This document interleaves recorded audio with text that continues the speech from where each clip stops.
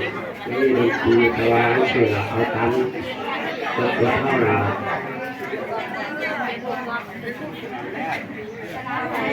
ถ้าพี่น้องอยากจัดบุญบวชลูกบวชหลานแต่ละวัดนะแต่ละกลุ่มแต่ละหมู่บ้านเข้ากับมันเอาเด้อเป็นตัวอย่างนี่แหละทุกประเทศนี้กึ่งพุทธกึ่งพุทธกึ่งข้าม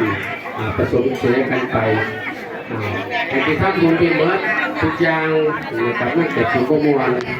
อันที่มวลที่เมื่อทุกอย่างเขาก็ได้บุญนั่นกับสิ่งกันไปนะครับเพื่อฆ่าใส่ปฏิปัติฆ่าไปนะครับเป็นประเพณีที่ดีงามเลยอันมาเข้าจัดอยู่บ้านนี่เจ้าว่าไหนเป็นอะไรได้พี่น้องมันก็บ่เลยไปอย่างมูคือเก่าไปรับยายก่อนก็เป็นเท่าเรียนตาไปรับยายพวกคิดว่าเป็นตัวเพราะว่าเขาไปยืนตาอยู่ดีเขาก็ว่าปวดแต่ว่าต่างหากนี่แต่แนวเดียวแนวของ